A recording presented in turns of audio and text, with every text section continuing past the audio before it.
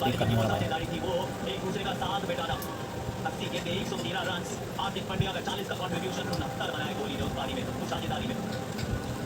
शुरुआत तो गजब की थी पाकिस्तान ने। हैरिस रऊफ ने 2 विकेट चटकाए, 36 रन देके। नसीम बहुत ही किफायती ने 1 विकेट 23 रन देके उन्होंने लिया, मगर नवाज ने जब जरूरत थी तब वो बिखर गए।